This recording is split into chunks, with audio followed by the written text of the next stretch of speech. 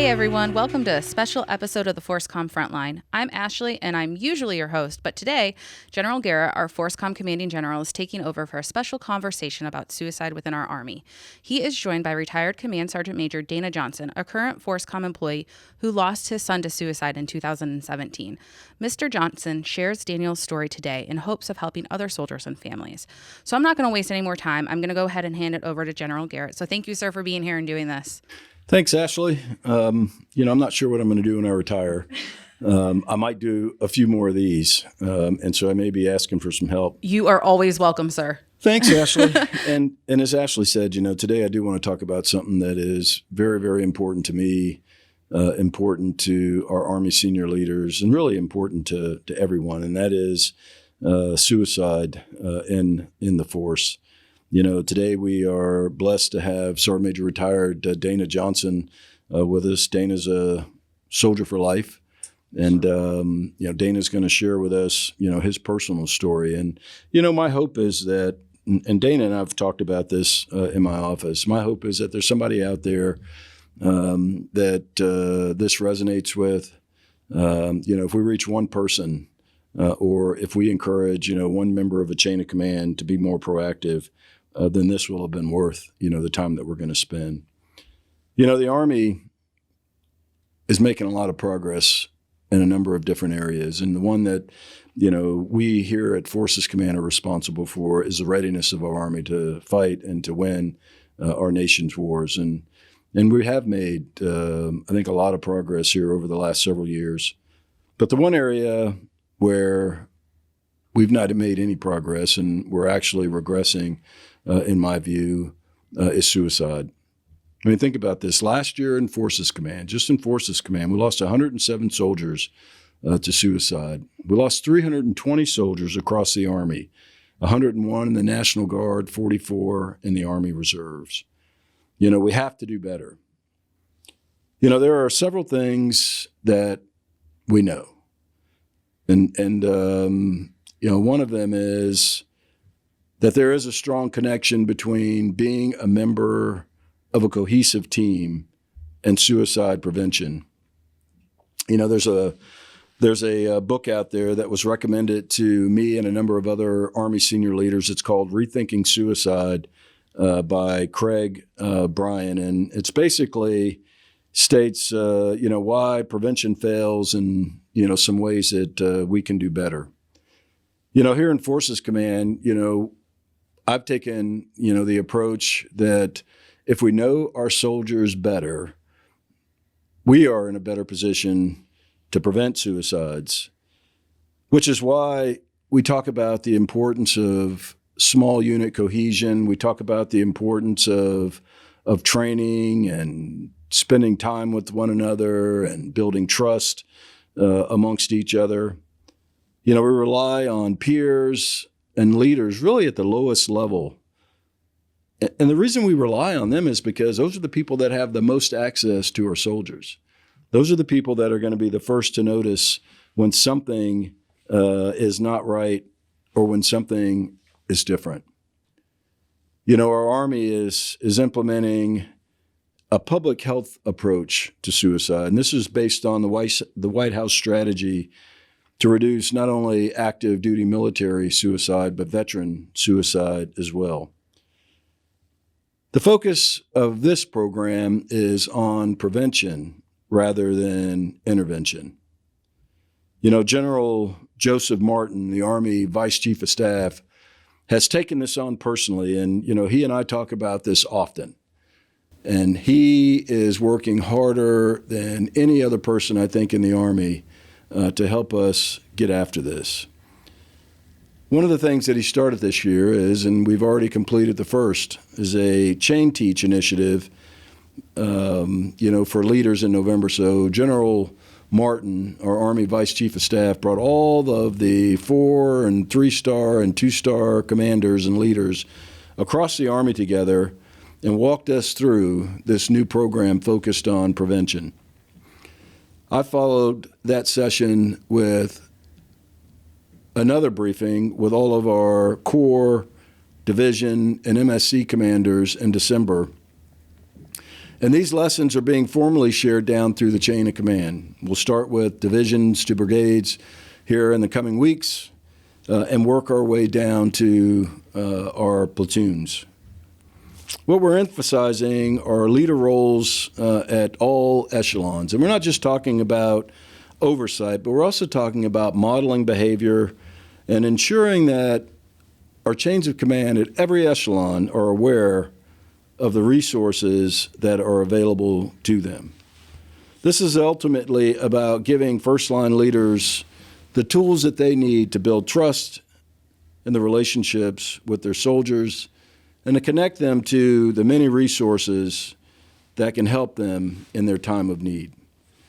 You know, this Chain Teach initiative also emphasizes effective suicide prevention strategies.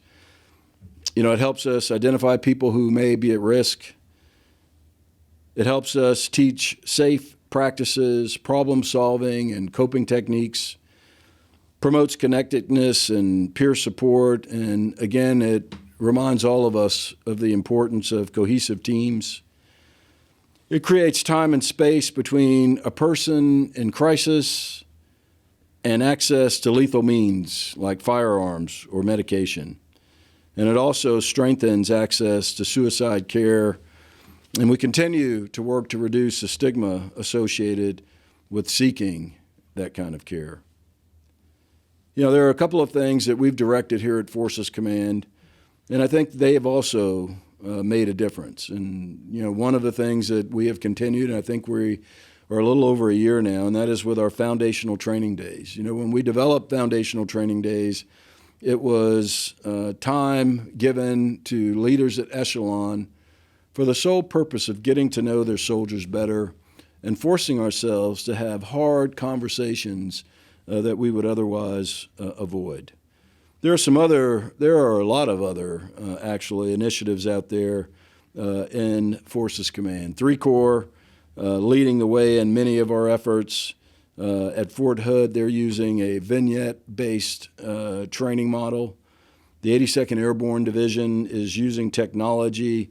And what this technology does is it allows soldiers to identify quality of life issues, focused mostly on barracks, maintenance, and management. And then the 1st Infantry Division is well into a pilot that they are running on wellness counseling. And really what it's trying to do is to routinize access to behavioral health care. I mean, everybody in the division, to include the division commander, will have an appointment with a behavioral health care specialist. You know, all of these things that we're doing, and you know, I know some of you out there, just like me, are saying, hey, you know, we've done some of these before. You're right, we have. And, you know, until we can come up with something different, you know, we are gonna do things that we believe are gonna help. And I, as I said before, you know, the more that we know about our soldiers, the more that we are gonna be in a position, I think a better position, to prevent suicide. I mean, even if it's just one leader, you know, recognizing a change in a person, or a leader that's paying attention to a new soldier with 3 kids, you know, living in on-post quarters and trying to manage, you know, his family and, you know, a new job, a new life. You know, those are all things that are going to help us. The other thing I want you to do, and you've heard me say this before in a number of different forums, if you got any ideas out there, don't keep them to yourself. Share them with your chain of command or share them directly with me. So today, you know, we really are fortunate to have one of our soldiers for life and a member of the ForceCom team, retired Command Sergeant Major Dana Johnson, here with us today. His son Daniel, a soldier, tragically died by suicide in 2017.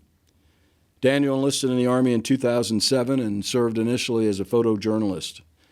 His first assignment was with the Old Guard at Fort Myer, and it's also where he met his wife. At the time of his death, Daniel was assigned to the 25th Infantry Division in Hawaii. And before I turn this over to Daniel to tell us a little, or to Dana to tell us a little bit about his son, I just want to read a little bit about what Dana, Sergeant Major retired Dana Johnson, has done. He was raised in Caribou, Maine, followed in his father's and brother's footsteps, and joined the Army as a 96 Bravo intel analyst. After completing AIT at Fort Huachuca in 1980, Dana joined the 525th Military Intelligence Brigade right here at Fort Bragg, North Carolina. And it was during this time his family welcomed the birth of his children, Daniel and Diana. Dana served 30 years, retiring in 2010 as the Southcom J2 Sergeant Major. And he also served as Command Sergeant Major of Task Force Odin and has several combat tours to Iraq. Dana, again, thanks for taking the time to share your story with us. Thank you, sir. I'm glad to be here. So first, I would like to, you get it. You get the holistic approach to treating this problem.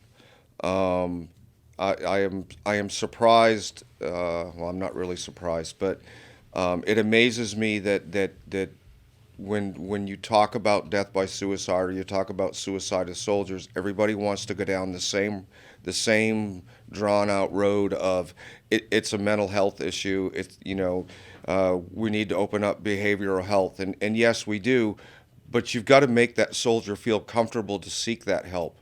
But as you discussed in your opening, you covered the entire gamut of what I think are the issues. It's the leaders at the lower level not recognizing what's going on with their soldiers.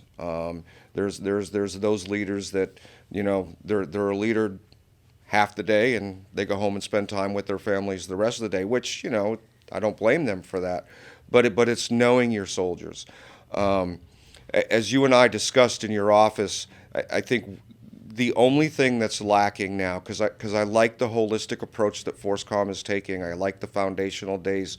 In my down in the G2 in my directorate, we've had some great conversations on foundational days and learned a lot about our fellow coworkers that you normally wouldn't find out, because everybody's kind of closed to sharing or expressing things that are going on with them. Yes, anybody, any day, how they're doing, and it's, oh, I'm fine, everything's good. When in reality, there may be some stuff that's going on there that they just don't want to share. So I really enjoy those. But I think one of the things that would really help, and I'll share Daniel's story in a couple minutes, but I think one of the things that may help, or something that maybe ForceCom could look at is reach out to survivors. Have survivors come in and do that low-level unit training, and share their stories. As I shared with you in your office, I still to this day remember when I was here at Fort Bragg as a PFC, and I went to the Christmas show, and it was at the theater. There were hundreds of soldiers there, and when I was told I was going, it was like, I don't want to go to a Christmas show. What good could that possibly do me?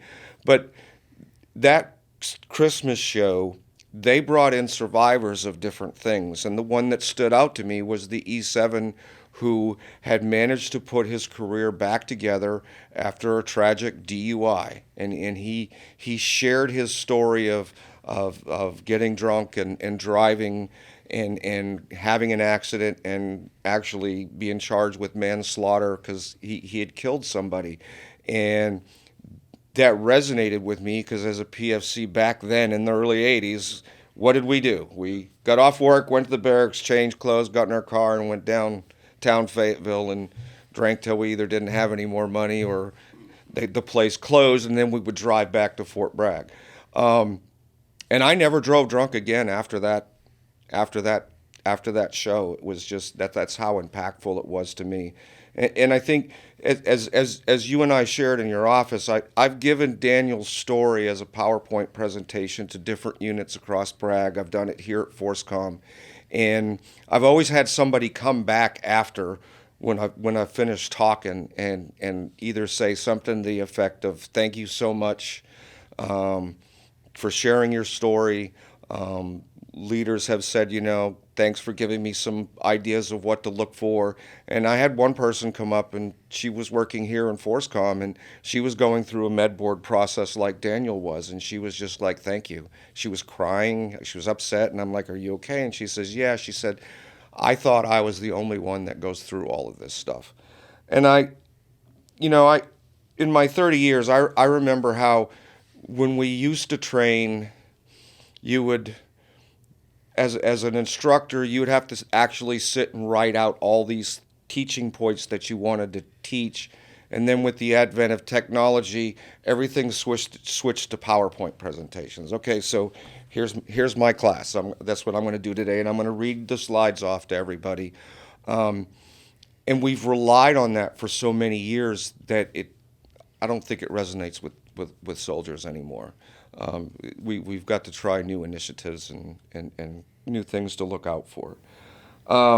So that would be my topic, and I will get ready to go into Daniel's story if you want to have. I know you've got some questions. Oh, no, Sergeant Major, I really do, and I think it'd be helpful for everybody to hear you walk us through, Daniel's life and the end of his life. You made a couple of comments, though, in terms of the importance of really knowing your soldiers. And, I'm just an infantryman, and, I always seek the simplest, approach to the many complex problems, that we deal with on any given day. And, I really do believe with all my heart that if you really, truly know someone, you'll be in a better position, perhaps, to identify a change and maybe to ask the question. But what I would also know is that regardless of how well you think you know someone, if they are intent on killing themselves, you're probably not going to stop them.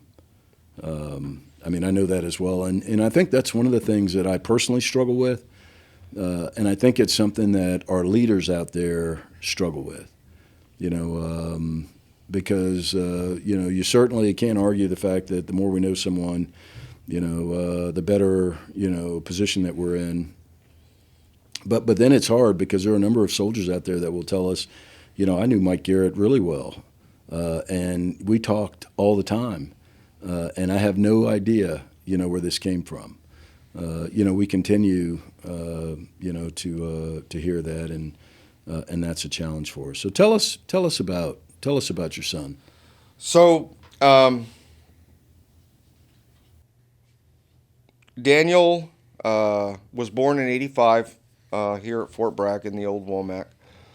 So he grew up as his dad being a soldier, his dad deploying, his dad being home. We tried to take advantage of those times when I could take leave and go do things and do things like going to Disney and things like that and taking trips. Daniel, as he was growing up, I kind of thought of him as an enigma because he was a challenging teenager to raise. He was a lot more smarter than I was, I think. By 14, he had been able to, we gave him our old CPU that used Windows and MS-DOS, and he took it in his room where he always hibernated at and turned it into a Linux machine that would, ran better than it did when it was on Windows. And he just did that by grabbing books and reading books and learning. We homeschooled him a while because, like I said, he was a challenge. And the day he told me that he was joining the Army, I was shocked because I did not see it coming. I even told him that he was going to have a hard time because he did not like following directions. He did not take mentoring well or anything like that. He was very, very free-spirited. But surprisingly, once he got immersed in that environment down at Basic and AIT, it was like another man. Totally turned him around. I mean, we were talking about a teenager who would not get out of bed until he felt it was time to get out of bed, and he wouldn't go to bed until he felt he was ready to go to bed. So I was truly impressed and proud of him. His first assignment was up at Myers as part of the old guard, and was coming back on. I was taking leave. I was out at the Sergeant Major's Academy, and he asked me to come up and visit him because he was going through the honors training that they do. And I think you're familiar. They do an honors training like RIP does for Rangers, where they train their soldiers how to do funerals and things like that. So I went up, and he was always big about showing me off to his unit when he was there, or when I was there. And I told him, sometimes you might get more than you bargain for when you do that. But so they let me attend one of his training sessions, and they were in the old 3-story buildings up at Myers, and the heat, it was winter, the heat was high, and they were having them stand at attention and not move for a certain amount of time. Meanwhile, the instructors and I are sitting in the back, and the instructors are like, "Watch this," and so we start telling jokes and stuff to try to get him to laugh. But he just hung in there, and afterwards he's kind of upset with me that I would join with the instructors to do that. But so he did that, and then he decided that he wanted to become a photojournalist. So he reclassed as a photojournalist. He met his wife up at D.C., and then after his stint with the old guard, him and his wife got transferred out to Hawaii. They had a baby. They had a baby out there, my granddaughter Kara, and then Daniel managed to flip-flop between Hawaii, Korea, and then back to Hawaii. And I was jealous because in all my time, in my 30 years, I never got to see Hawaii. But in about 2015, Daniel went on an NTC rotation. And you and I talked about this in your office, and I won't go into it here, but let's just say that he was injured at NTC more severely than him and his doctors thought. So much so that by the time he got back to Hawaii and then went to Korea, his back pain was so bad that he would basically have paralysis for 30 or 45 minutes at a time if he bent down to put his boots on and bent wrong. So he started being treated over there for his back. First, they started with the painkillers, and then with the opioid crisis that was going on, they switched him to antidepressants, which carry their own warnings about suicidal ideations.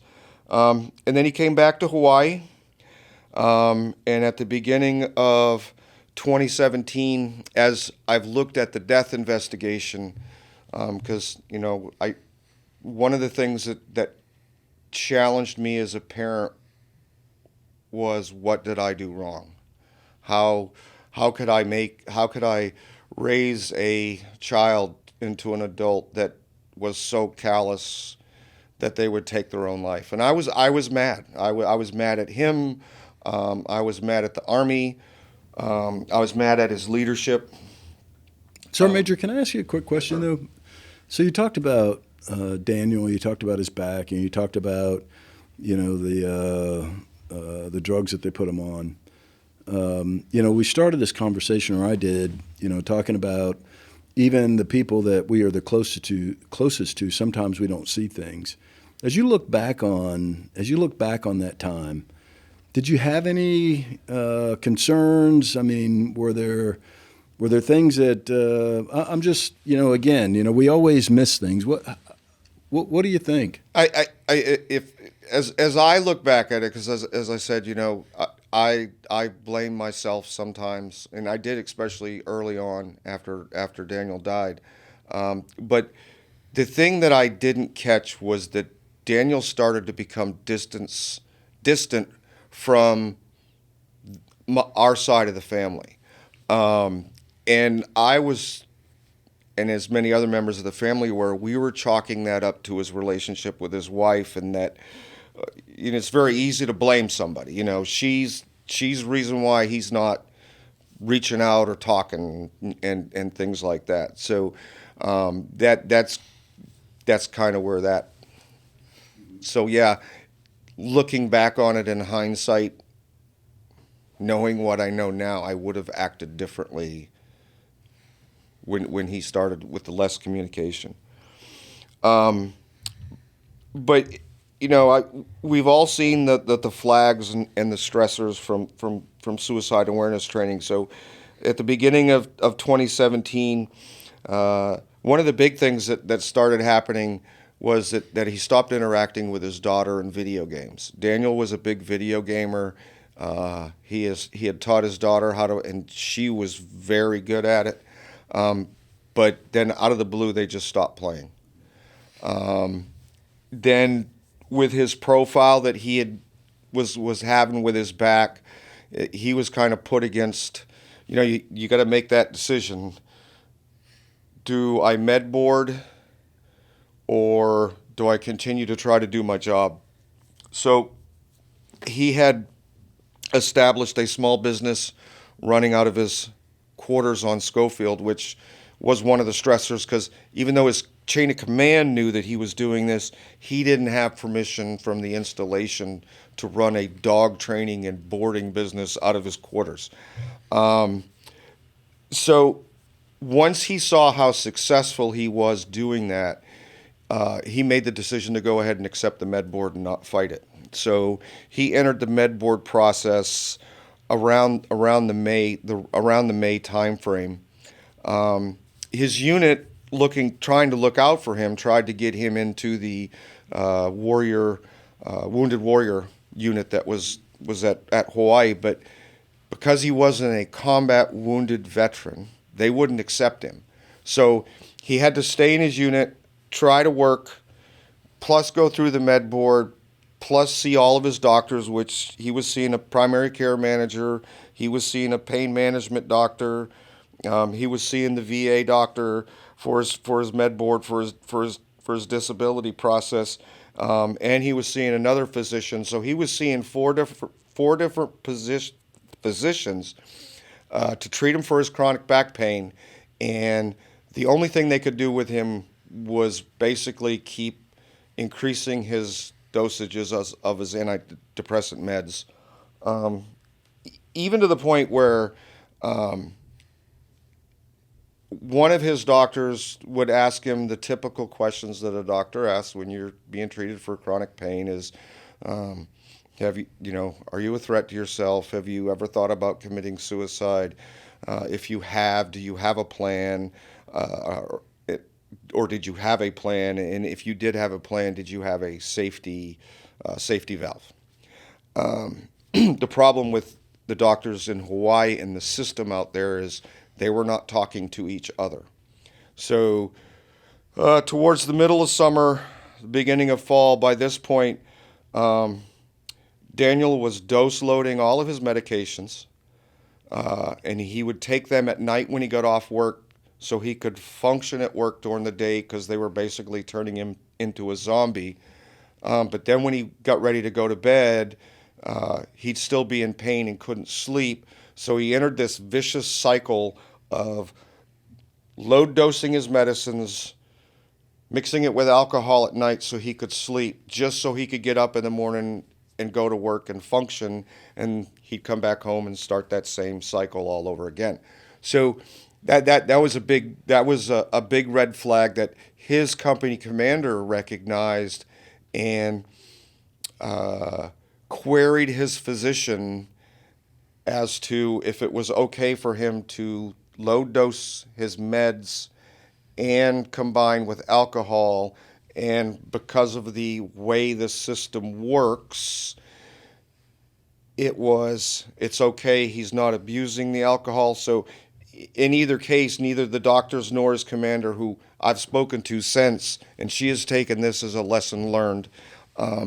But she said if she had to do it over again, she would have referred him to behavioral health and alcohol abuse.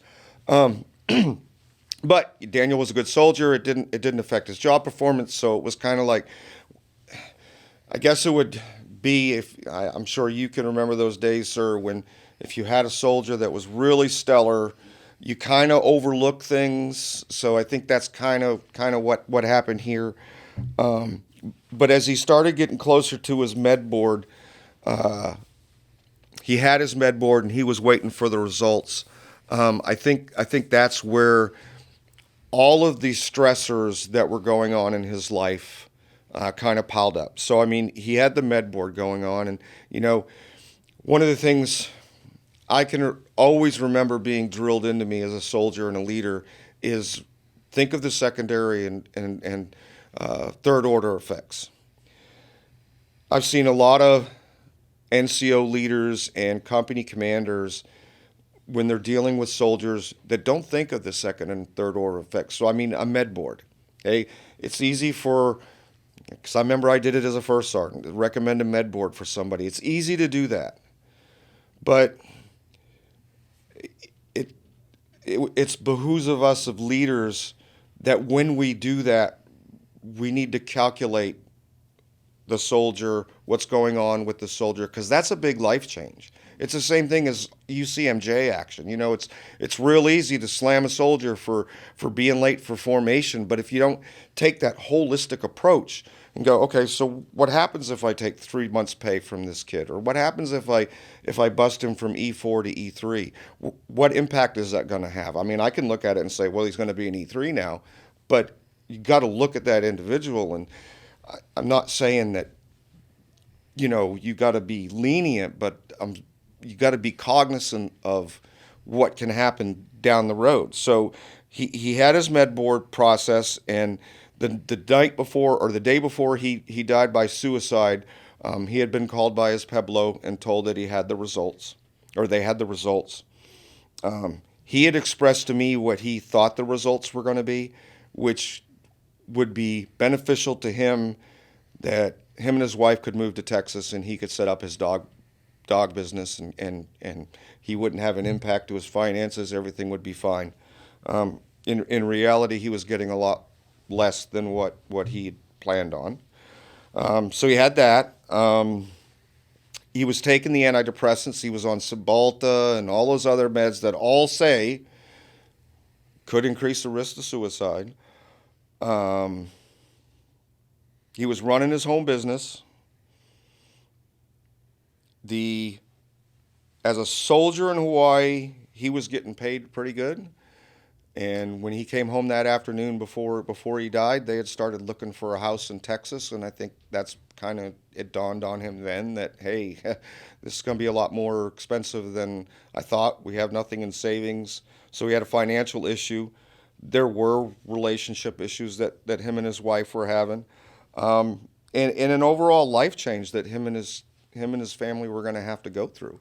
And the red flags were out there. I mean, the couple weeks leading up to that day, he was buying, $4,500. He bought two $4,500 laptops.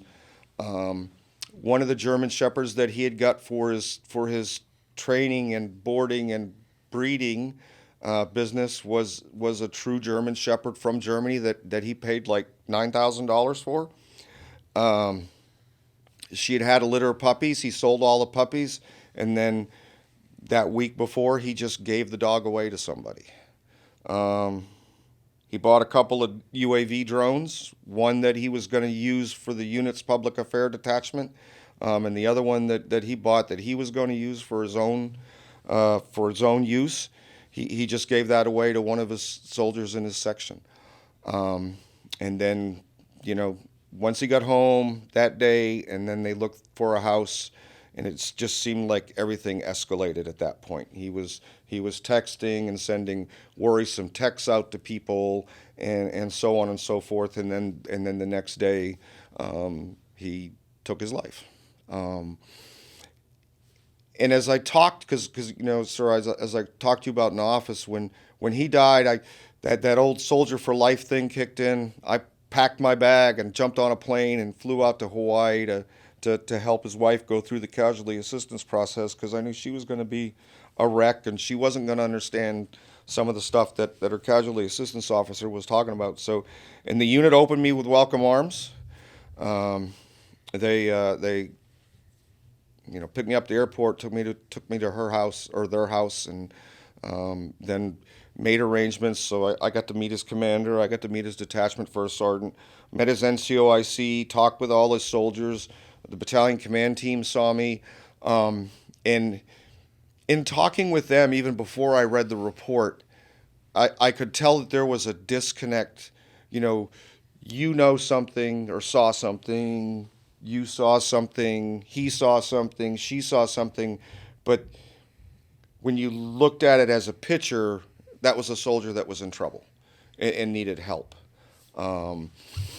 So that's where I kind of go when I say you need to know your soldiers. You don't have to know your soldiers intimately, but you can tell from your soldiers when something's going on. It's like when I go into my office in the morning, we like to have a good time and sometimes, and we joke around and stuff. And every time I walk in the office in the morning, the other people are usually, they get in before I do, and they'll be like, "Oh, Dana's here." And if I come in and go, "Will you guys stop that? I know I'm here," then they know everything's okay. But if I come in and I just ignore him or, say, something different, then they'll come over 5 or 10 minutes later and go, "Dana, is everything okay? You're not your normal self this morning." So, I mean, as humans, we can pick those things up. So that's kind of Daniel's story. And I've been asked by many, especially those that when I've given Daniel's presentation, why do I do this?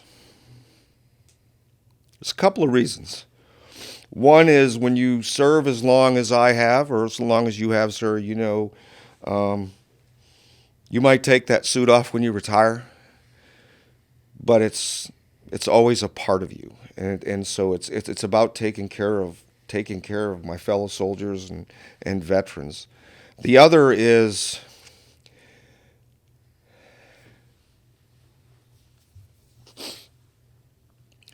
I got to spend 32 wonderful years with my son.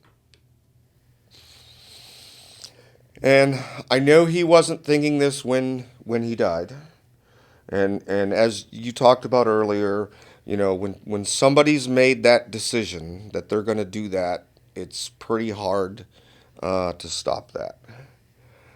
But if you can prevent or interject before they get to that point, I'm just tired of seeing families that all they end up with is a picture of their loved one and a flag. Daniel took his pain that he was suffering from, and he thought the best way out, because he saw the pain that he was putting his family through too. But he thought, I think he thought that when he died by suicide, that all that would go away. Everything would be fine. His wife would get SGLI. His daughter would get VA, they'd get VA benefits, and everything would be fine. But all that really happens when somebody does that is all that pain just gets transferred to the rest of the family or to other loved ones or people that care about him, and they sit there and wonder why. I had the advantage of being able to review the 15-6 and see all that was going on in Daniel's life. A lot of families don't get that. No family should have to get that. So, it's just know what's going on with an individual. Maybe you can help. And as you said, sir, if you can, if I've reached one or two people, I talked to you before about the PFC that I met down in my old unit here at Bragg when I gave him the class. I mean, when I walked in the room, of course, I walked in with my NCO experience, but he was sitting on the couch over there all by himself, and it was like something's off, and I went up and talked to him and asked him how what he expected to get out of the suicide awareness prevention training that he was getting. And he knew who I was, and he was like, well, Sergeant Major, it's probably going to be much the same that we always get. And I'm like, okay. And then I presented the presentation, and he was one of the first ones to come up after and say thank you. And then he went off, and I inquired about him to his platoon sergeant. His platoon sergeant, or his platoon leader, was like, well, Sergeant Major, he's my problem child.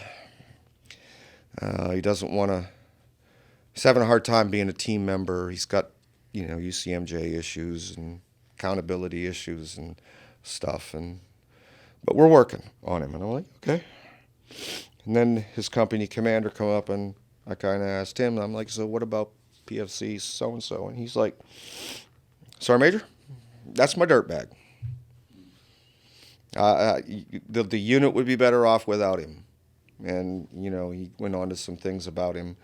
And as I walked away from that, I just thought about what a completely different, I've never known a command team that was so disjointed in their view and would be so harsh like that. So a couple months later, I ran into his platoon leader again, and I asked how PFC so-and-so was doing, and she was like, Sergeant Major, you wouldn't believe it.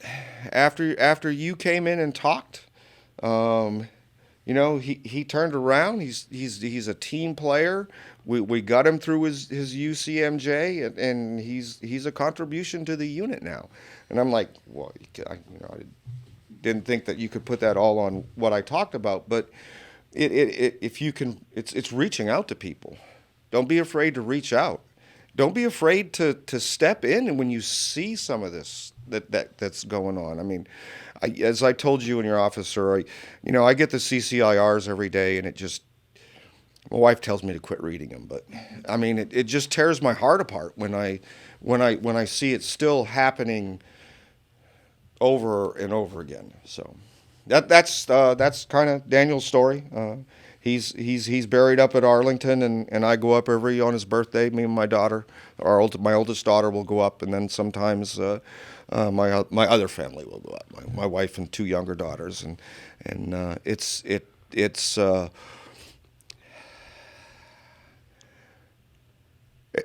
it's hard trying to explain to a 9-year-old and a 6-year-old where their brother is, but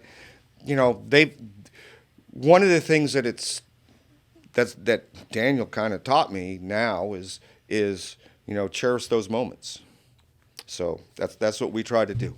Yeah. Well, Sergeant Major, I really appreciate you sharing that with us. And there's a couple things that you talked about. As I listened to you again, this is the second time. I would say that his chain of command was fairly engaged. I mean, I just listened to you describe, his company commander and some of the other leaders. You made another comment that I think is important for everybody that's listening out there, and that is, there are certain people in our unit that we rely on, our very, very best soldiers. In many ways, carry the brunt of the load and requirement for a unit because the chain of command knows they can count on them. And, sometimes we don't, I think we don't balance the two. The other piece that you mentioned was, the polypharmacy issue. This is something that, we've paid a lot of attention to here, over the last probably 10 years, looking hard at medication and what we're doing. But the other piece that you said, and this is something too that, for those of you who are in leadership positions out there, what Dana kind of described to us was there were a lot of people in his son's life who had a view. And if someone had the whole view, we may have been able to get out in front of this. As you talk about your son, as you talk about Daniel, I think about, and just in Forces Command, the 107 soldiers, that we lost.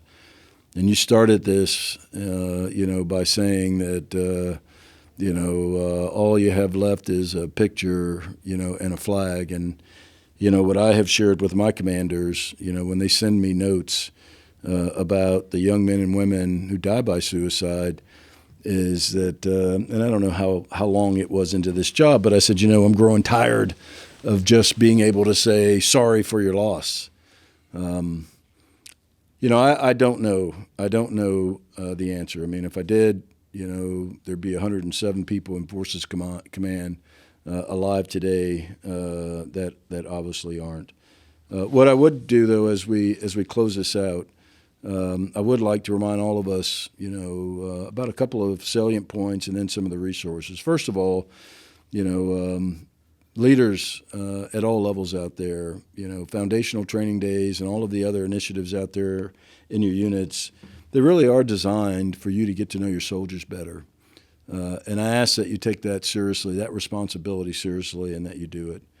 There are a lot of things out there that can help. Our military family life counselors, I was talking to the chaplain, the other day, and he reminded me that on one of his visits to a unit, the resource that we often overlook that is with our units and with our soldiers every day are our chaplains. And so I'd ask everybody to not forget about, the resource that's inside of your own organization that's available to you. There's a suicide prevention hotline or lifeline. It's available 24 hours a day. There are a number of resources out there, and through this chain teaching effort, one of the outcomes of this is for our leaders to have a better sense for all of the things that are out there to help you. Again, Dana, thanks for taking the time today to share your story. I want to thank you for your continued service as a soldier for life, and what you're doing here is very, very, very important. And I just can't tell you how sorry I am for the loss of your son. And as you were talking, I put a picture of my kid, and just tried to think about how that would make me feel. So thanks for what you're doing. And I'm going to close with, as I've told you all before, we don't have the answers. If we did, we wouldn't be doing this. And what I'd ask you all to do, if there's something out there that you've figured out, if it's getting to know your soldiers a little bit better, whatever it is, don't keep it to yourself. Make sure that you share that with your chain of command. Hell, share it with me, michael.x.garrett.mill@army.mil. That's the new email address. Send me a note. God bless all of you. And for all the leaders out there, I know this is a heavy lift. I know we're asking a lot of you, but that's what you signed up to do. Freedom's Guardian.